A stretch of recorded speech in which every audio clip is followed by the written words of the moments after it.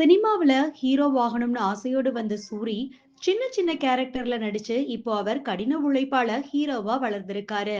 இவர் நடிப்புல கடந்த 16ஆம் தேதி மாமன் படம் வெளியானது. பிரசாந்த் பாண்டிராஜ் இயக்கத்துல குடும்ப கதையில வெளியான இந்த படம் மக்கள் மத்தியில நல்ல வரவேற்பு பெற்றது. இந்த படம் இதுவரை ரூபாய் 50 கோடிக்கும் அதிகமாக வசூல் செய்துள்ளது. இதனையடுத்து மதிமாறன் புகழேந்தி இயக்கத்துல மண்டாடி படத்துல சூரி நடிக்க இருக்காரு. எல்ரட் குமாரின் ஆர்எஸ் இன்போ நிறுவனம் தயாரிக்கும் இந்த படத்துல மகிமா நம்பியார் ஹீரோயினா நடிக்க இருக்காங்க. நடிகர் சுகால் முக்கிய கேரக்டர்ல நடிக்க உள்ளார். இதனையடுத்து இந்த படத்தின் ஷூட்டிங் விறுவிறுப்பா போயிட்டு இருக்கு. இந்த நிலையில நடிகர் சூரி இன்னொரு படத்துல நடிக்க இருக்கிறதா தகவல் வந்திருக்கு. அது யாரு கூட தெரியுமா?